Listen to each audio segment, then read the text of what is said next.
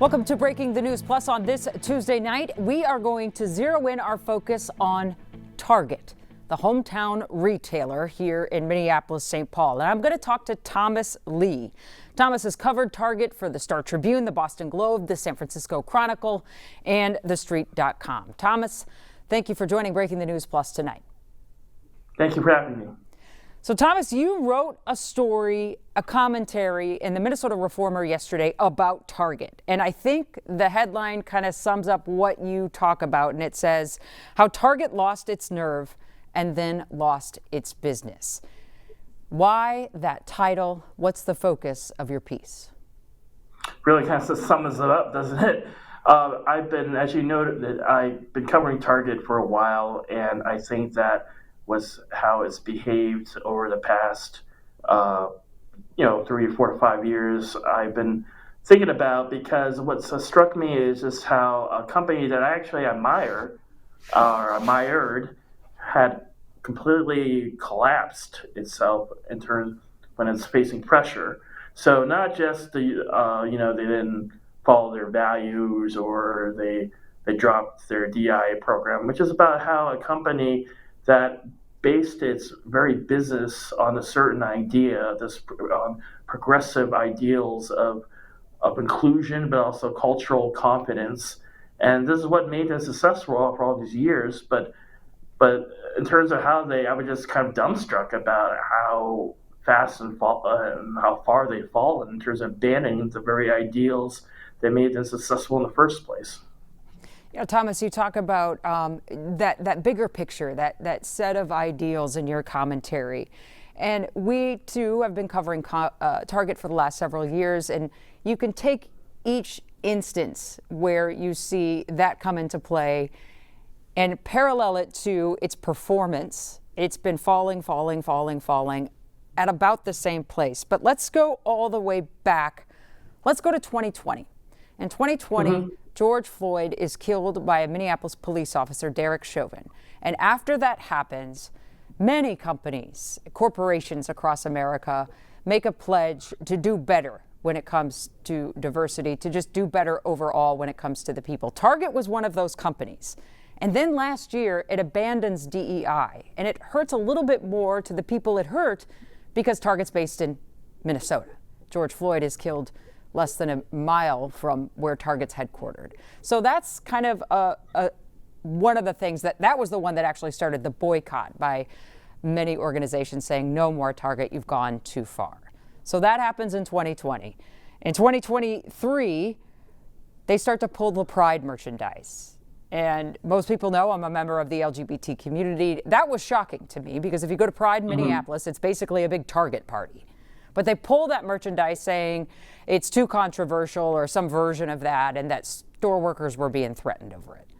And then a couple days later, they say crime is making their stores untenable, and so we have to fight crime and lock everything up. It's a series of decisions that just seem different than what we were used to than Target, and it hurt people personally.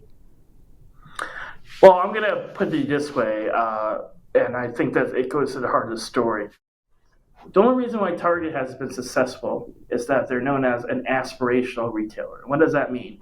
It's the aspirational means that you too, anyone, can afford style, joy, the finer things in life. That's why we have collections from Michael Graves, Jason Wu, Lily Pulitzer, right? Sure. And so, but what does that require? That requires you to be somewhat optimistic. It requires you to be happy.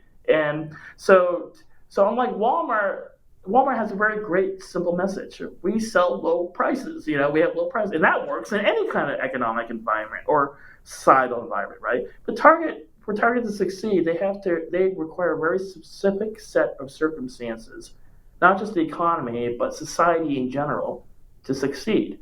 And so look at what's happened since, like you mentioned, in 2020. We have pandemic, we have police killings, we have ICE, we had, hyper partisanship, Donald Trump, all that, right? So Target does very well, and I'm really simplifying this, I realize, but Target does really well when times are good. Not so much when times are struggling, not just in the economic sense, but also the societal sense. Because the very heart of being an aspirational retailer is that you need a baseline level of optimism. And here's the word, cultural confidence. Has Target been acting like they're a confident company lately? I don't think so, because everything that you listed is defensive, and it feels like fear. I'm afraid that shoplifters are going to rampage through my store, so I'm going to lock everything up. I'm afraid that homophobic extremists are going to attack my employees and customers, so I'm going to pull products out. I'm afraid that Donald Trump is going to do bad stuff to me, so therefore I'll end DEI and I'll contribute $1 million to his inauguration fund. I'm afraid of just ICE in general rampaging through our neighborhood, so I'd rather not say anything, you know? And I have to tell you something, the ICE thing really, you mentioned the pride stuff for obvious reasons that it really bugged you. The ICE stuff really bugs me, and I'll tell you why. Because it shows its hypocrisy in its worst sense. Because when we were talking about the pride merchandise and the shoplifting, Target justified it by saying that we care about the safety of our employees and customers. Okay. That's why we're taking these actions. So then, when they're ICE operations, you have those 2 employees, which you guys covered, right? Yes. Who were arrested by ICE and detained. And they turned out to be U.S. citizens. Right. And they were released back. Target said nothing. Now, what happened to we care about our employees and our customers and the safety of it, you know? And I know I'm using strong language, but this was a commentary, a reported commentary, but they're cowards, you know? And that's why I'm so deeply disappointed in them, because not just because I'm a Shangri-La cheerleader and sentimental about stuff like this, because it's not smart. And like you mentioned, their sales going down. So I'll say this before, I know I'm doing a lot of talking here, but I'll say this. I'm not a fan, I don't think boycotts and political rhetoric usually work. Like Target generates over $100 billion in sales every year. Its stock price, so many shares change hands every day. For it something to materially impact those numbers, it has to be something big. So that's why I don't really listen to the noise, like a boycott or someone said something clever on social media. You know, it doesn't usually have an effect. But the cumulative actions of what it's taken since COVID, oh my God, it is having an effect. Like I've never seen this before. And they are struggling. They, for the first time in 2023, for the first time since they were founded, their annual sales went down. We're talking, they were founded in 1962. So how many years of straight sales increases? And guess what? Their sales has fallen every year since then. So we're in year 4 right now. So for the past 3 consecutive annual years, their annual sales have fallen.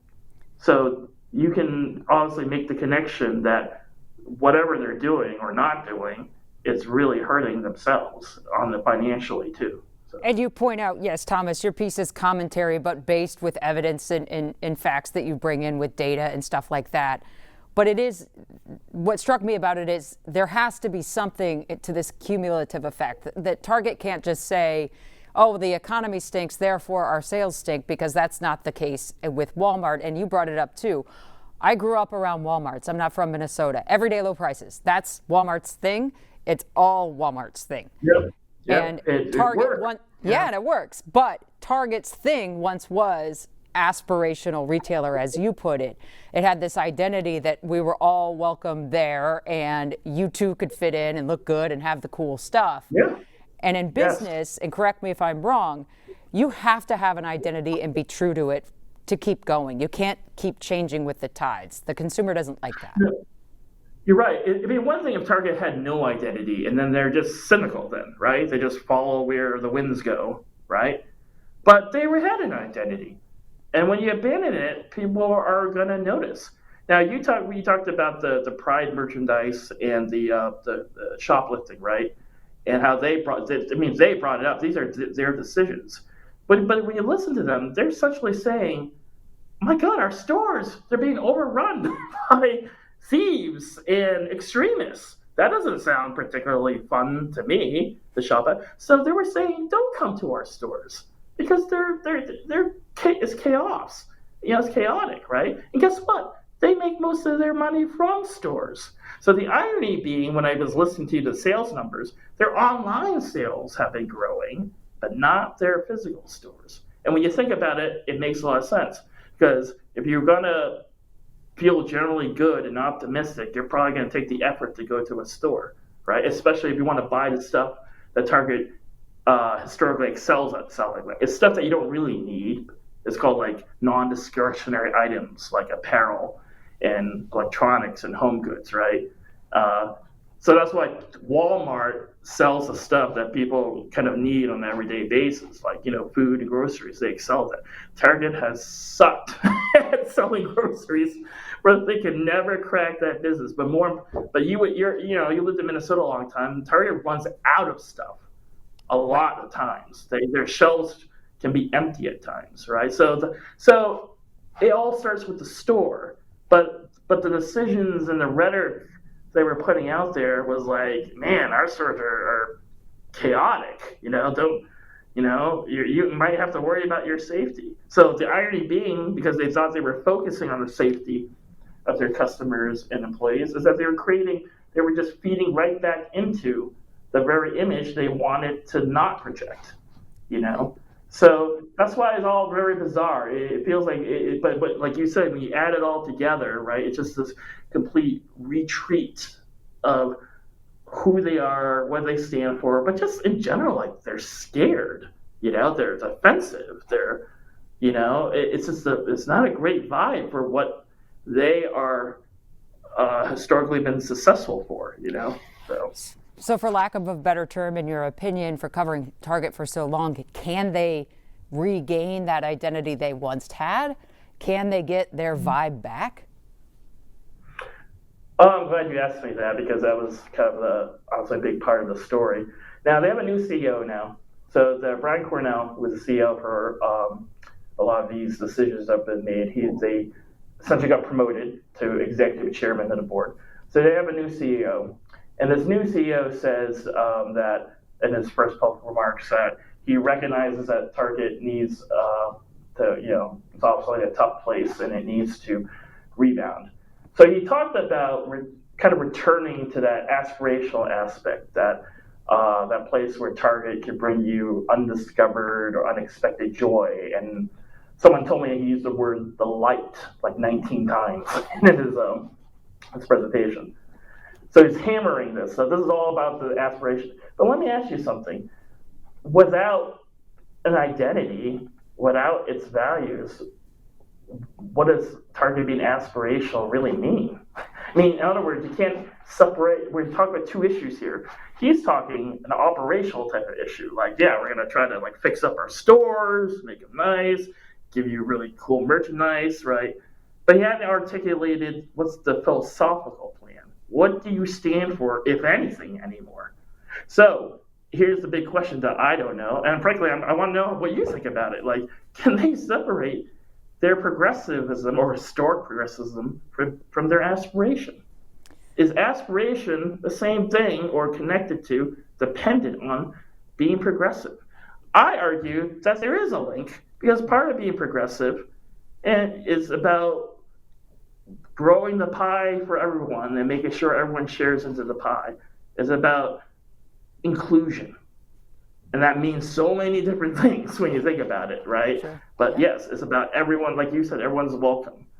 Gays, Black, African Americans, Asian Americans, trans, everything. Everyone's welcome, because that's the vibe. We're happy. Let's look good. Let's feel good, because everyone's welcome. Right. Now, they can talk all they want about fixing up their stores, because they said they were spending $6 billion to fix up their stores and all that stuff, right? But it's just like, but what's your soul? You're telling me what your brain's going to do, but what's your soul going to do? That's where we're at. Yeah, and that's the key question. And at this point, to answer your question, or how I think about it, and the anecdotal conversations I have with people all over the cities, the state, when they bring up Target and they're not able to articulate it as well as you did in your article, in terms of like, the vibes are not there. I don't know what you stand for. I'm not, and perhaps people didn't even need, like, Target just made a series of decisions where there's kind of a trust there. And if I can get my groceries or things everywhere else by a corporation that didn't feel like perhaps, turned its back on diversity, equity, and inclusion and just used the word belonging a bunch, saying, no, no, no, we still believe in it. It's just called belonging now. Just 2 years after, feel like willy-nilly getting rid of the Pride merchandise when it was one of the first major retailers, if not the first, to ever offer it so that Pride merchandise could be something that queer families or friends of families could go get. It just is like a series of decisions that seemed short-sighted. And I think once you lose trust of people, it takes a lot longer to get trust back, if you ever do, than to, just give me bread at $2 off. Well, let me put it to you this way. I really empathize with you about the Pride merchandise, just like I empathize with people that pull in DI programs, right? It feels like a betrayal, really, right?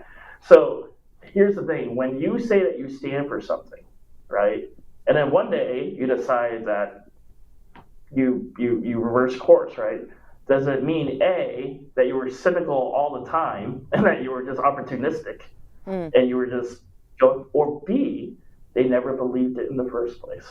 Let me ask you that. Because here's the thing. We can all say we're great people. We can all say we have values. And that's easy when times are good. But how do you know what you're really made of? Who are you really when the stuff hits the fan? That's why the ICE situation was interesting. Yeah. It's like we can all say, hold hands, sing Shangri-La, and hold hands like, oh yeah, we love humanity, right? But that's easy to do when you don't have anything at risk, But when it comes to it, how are you going to respond to stress? How are you going to respond to adversity? So I think we got a pretty good answer about how Target decided how it's going to respond. But I think it's something to think about. Is either A, they're just going with the political winds, so that's really cynical, right? Or B, maybe they never believed it in the first place. Two tough answers. My last question I'll leave you with, Thomas.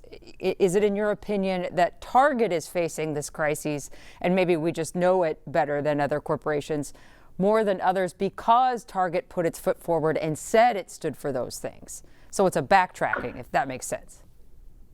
Yeah, I mean, I wish there was a stronger word for backtracking. Withdrawal, retreat, you name it, They put themselves out there. And you have to remember, they made money off this. They're a business, they're not a nonprofit. For years this worked for them because it was good business for them, So this is not just a retreat from values, it's also a retreat from the very business strategies that have made them successful in the first place. So that's what I'm flummoxed about. And you know what the thing about it too? Is that they reacted to perceived pressure. It's one thing if Trump would get up there and say, one company that I think about as the epitome of wokeness, and what's wrong with America is Target. Yeah. Right? He never said Target. He just said in general, he was attacking wokeness and DEI, and Target falls like a house of cards, man. It's like, where did that come from? It's like they were almost launching a preemptive retreat before there was an actual attack. So where was the attack coming from? Where was, and I have to point out, getting back to the Pride situation, were there extremists that were trampling through Target stores? No. It's like Target threatened to close stores because guess what? There was out of control shoplifting, right? But what's the funny thing about that? They've never talked about it since. And we're talking about 3 years ago. They said it costs us over $1 billion a year in what they call shoplifting, right, and the inventory loss, right? And we might have to close stores.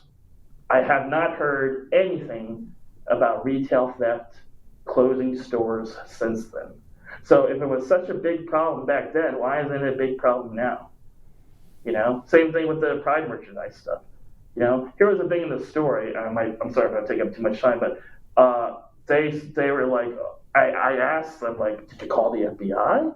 Did you call local police? I mean, isn't that what you normally do if you are dealing with threats?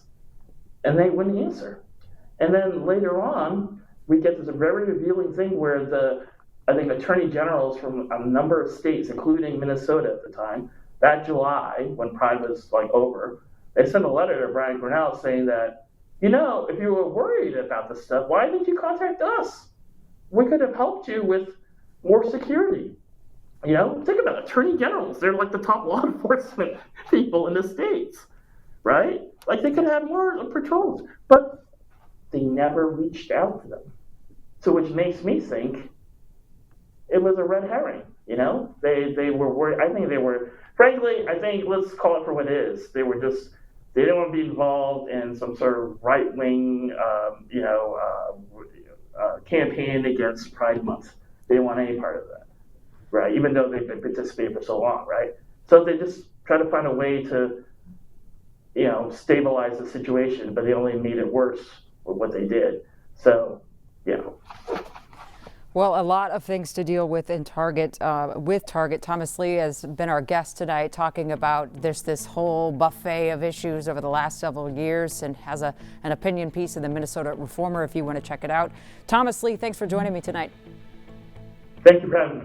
Absolutely. That's all for BTN Plus on this Tuesday night. Take care.